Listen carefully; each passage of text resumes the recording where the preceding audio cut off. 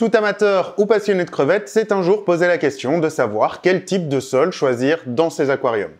Je vais démystifier un petit peu la chose en t'aidant à y voir un peu plus clair en t'apportant 8 points clés sur le sol et son utilisation.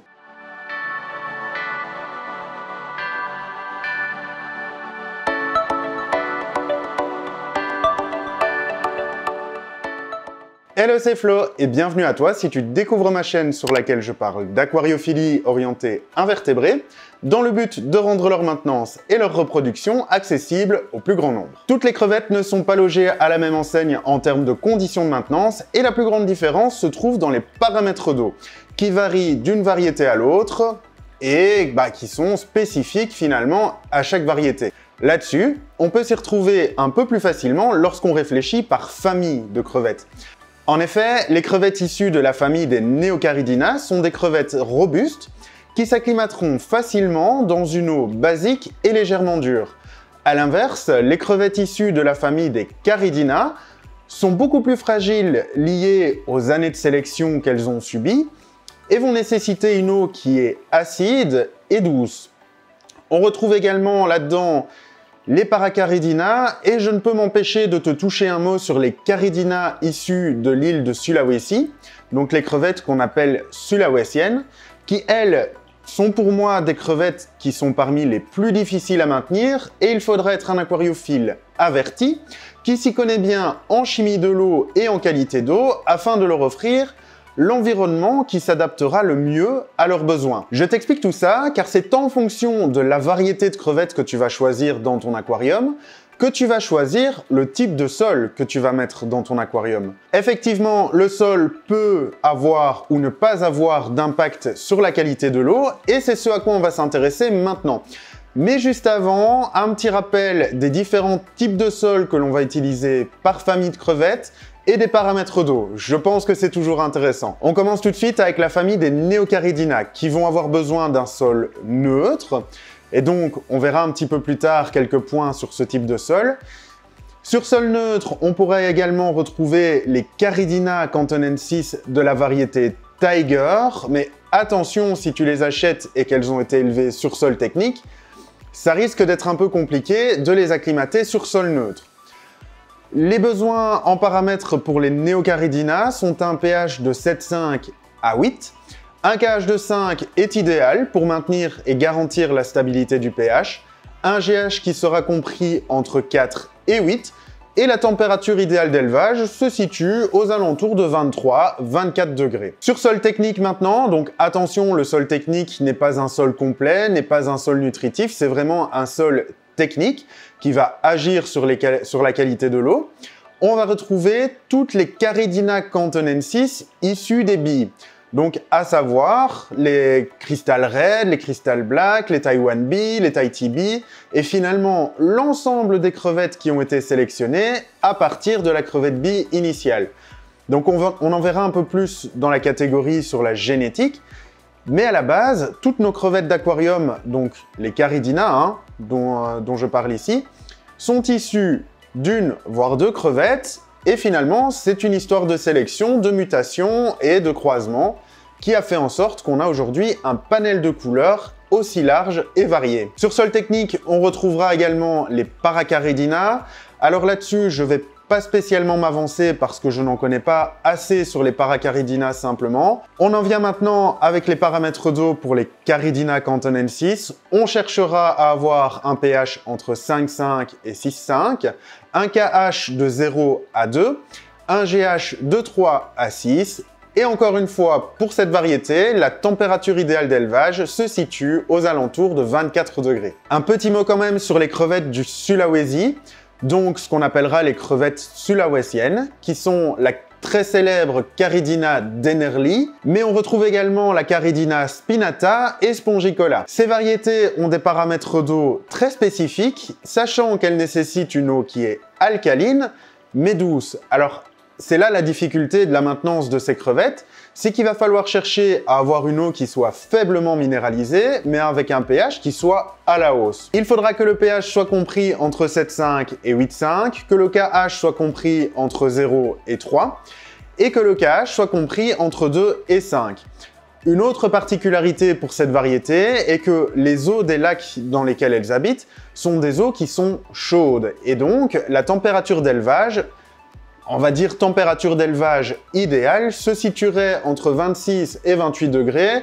J'aurais même tendance à dire que 27 degrés serait l'idéal. Pour atteindre ces différents paramètres, on peut utiliser un sol neutre et rajouter du sable de corail dans la filtration, ou alors simplement utiliser du sable de corail en guise de sol, ce qui va permettre d'adapter correctement le pH. Il faut savoir que c'est une variété chez laquelle on va, en plus de l'exhausteur, mettre un bulleur pour avoir un remue constant et donc une chute du pH, que finalement c'est là l'intérêt du bulleur dans ce type de bac, c'est qu'il va remuer la surface de l'eau et plus que de l'oxygéner, il va permettre l'élimination du CO2, ce qui va permettre de garantir un pH qui sera revu à la hausse. On en vient maintenant aux différents types de sols. Donc je vais commencer par te détailler le sol neutre, qui comme son nom l'indique est un sol qui est neutre et donc n'aura aucune influence sur les paramètres de l'aquarium.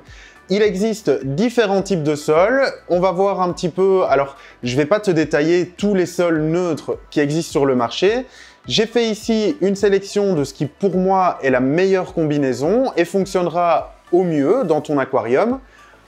Et on va détailler ça suivant deux cas. Soit tu vas avoir un aquarium que tu voudras faire très planté, soit tu vas te diriger vers un aquarium de type élevage, beaucoup plus sommaire, qui nécessitera finalement un setup un peu différent. On en vient tout de suite avec le cas de l'aquarium planté. Dans le cadre de ce type d'aquarium, tu vas avoir besoin d'un substrat de sol qui va permettre de nourrir tes plantes, mais également leur permettre un enracinement correct et également avoir une granulométrie qui va te permettre de planter sans difficulté. Donc la granulométrie, c'est la taille des grains du sol. Là-dessus, ce que moi je te conseille, c'est d'utiliser du Manado. Très poreux, il va avoir une bonne action en termes de support bactérien et donc en termes de filtration biologique. Donc ton sol sera un complément à ta filtration, en plus de permettre un enracinement correct des plantes et d'être disponible en brun ou noir, chose qui va te permettre de choisir un petit peu si tu veux un sol clair ou un sol plus foncé, en fonction de la variété de crevettes que tu désires maintenir. Là-dessus, alors il faut savoir qu'un bac planté, tu peux avoir un bac très peu planté, dans lequel tu peux mettre un petit peu de Manado, ça devrait faire l'affaire si tes plantes ne sont pas exigeantes. Si tu fais un bac planté avec des plantes plus exigeantes, en plus grand nombre, ce que je te conseille de faire, pour l'avoir expérimenté, c'est d'utiliser le JBL Manado en plus de l'Aquabasis Plus. Le JBL te permettra d'avoir le support bactérien, d'enraciner les plantes, et l'Aquabasis Plus que tu mets dans le fond de ton aquarium est finalement un sol nutritif qui va apporter tous les éléments dont tes plantes ont besoin. Un petit conseil d'aquascaping, si tu pars dans ce type de bac, avec ce type de setup et ce type de sol, n'hésite pas à rajouter de la pouzzolane pour créer le relief de ton aquarium. Ça permettra d'une part d'augmenter la surface de colonisation des bactéries, en plus de permettre une superbe circulation d'eau à l'intérieur du sol. Un autre conseil, si tu choisis d'utiliser un sol nutritif de type Aquabasis Plus en plus du Manado, n'hésite pas à mettre un grillage de moustiquaire entre les deux, ça te permettra de siphonner ton sol sans mélanger les deux couches. On en vient maintenant avec le setup de l'aquarium d'élevage. Dans ce type d'aquarium, généralement, on a beaucoup moins de plantes. Ou en tout cas, on a quelques mousses qui sont peu exigeantes, qui poussent très rapidement, mais qui ne s'enracinent pas. Alors, le gros point à retenir de l'aquarium d'élevage, c'est que tu vas avoir une couche de sol qui sera très fine, mais tu n'auras pas besoin d'avoir un sol qui soit nutritif, un sol qui permette un bon enracinement des plantes, sachant qu'en général, on ne va pas planter ce type d'aquarium. Là-dessus, il est très important dans ce type de bac de mettre une très fine couche de sol. Ça évitera l'accumulation des polluants et des matières organiques à l'intérieur du sol, qui dans ce cas-ci ne seront pas absorbés par les plantes, et donc du coup, ça limitera grandement le relargage. En plus, c'est beaucoup plus facile à siphonner, et ça te permet aux crevettes de retourner un petit peu les grains pour aller manger tout ce qui se cache en dessous. Je ne te l'ai pas dit, mais les sols colorés, fantaisie, gros grains, à proscrire. En plus de ne pas mettre tes crevettes en valeur, ils risquent de larguer des éléments toxiques dans l'eau, et ça, on n'en a pas envie. Je ne suis pas fan non plus des sols sablonneux de type sable de Loire ou autres sols proposés spécialement conçus pour les crevettes avec une granulométrie inférieure à 2 mm, pour la simple et bonne raison que j'en ai utilisé, je les ai testés, et je trouve qu'ils accumulent énormément de matière. Quand on les siphonne, ils relarguent énormément de choses dans l'eau de l'aquarium, et c'est pour moi des polluants par excellence. Voilà, après c'est mon avis, je n'aime pas ça, à toi de faire ton choix. Le meilleur type de sol pour moi, pour un aquarium à crevettes, reste le Manado en association avec de l'Aquabasis Plus si tu pars sur un aquarium très planté. Et un autre sol dont je n'ai pas parlé, c'est le basalte concassé. Pour moi, le basalte concassé dans un aquarium d'élevage, c'est juste une petite pépite, pour la simple et bonne raison qu'il n'est ni trop clair ni trop foncé, et donc va te permettre de maintenir n'importe quelle variété de crevettes Neocaridina sans altérer leur couleur. Également, c'est un sol qui est facilement siphonnable, et si tu le mets en fine couche, on a peu de chances d'avoir du relargage. Honnêtement, j'adore ce sol et j'ai de très bons résultats avec. On en vient maintenant avec les sols techniques, qui sont des sols enrichis en nutriments et en acide fulvique, qui permettent d'une part une bonne croissance des plantes, d'autre part qui servent de source de nourriture pour nos crevettes, et qui en plus de ça, de par leur composition, sont des sols qui vont jouer un rôle sur la qualité de l'eau, en tamponnant le pH vers le bas, c'est-à-dire en baissant le pH, et en maintenant un pH à 0. Là-dessus, j'ai une chose extrêmement importante à dire, c'est que ces sols sont très riches en nutriments. Et donc du coup, on va avoir, si on les utilise mal, un risque important de relargage dans l'aquarium. Et par conséquent, si tu es débutant, que tu utilises mal ton sol technique, ou que tu ne le choisis pas bien, tu peux avoir des catastrophes. Je vais exemplifier ça de manière très simple. On va prendre l'Hada Amazonia, qui est le sol technique le plus populaire en aquariophilie, qui est probablement l'un des meilleurs sols, mais aussi l'un des plus riches. Ce sol, s'il est bien utilisé, peut faire des merveilles dans la maintenance d'invertébrés, mais il faut savoir qu'il est extrêmement riche en nutriments, et que si tu utilises ce type de sol, tu vas avoir besoin d'un temps de cyclage qui sera 2 fois plus long qu'à l'accoutumée, c'est-à-dire aux alentours de 2 mois, avec 1 mois pendant lequel tu ne toucheras absolument rien, et au bout de ce premier mois, des changements d'eau importants en vue d'arriver à la stabilité. Donc comme je viens de le dire avec l'Hada Amazonia, pour le cyclage de l'aquarium, le premier mois, on laisse tourner l'aquarium à vide et on ne s'occupe que de faire des compensations de l'évaporation avec de l'eau osmosée. Après ce premier mois, tu fais un premier changement d'eau de 50% et puis tu peux faire des changements d'eau réguliers pour arriver à stabilité des paramètres et un aquarium qui soit bien rodé.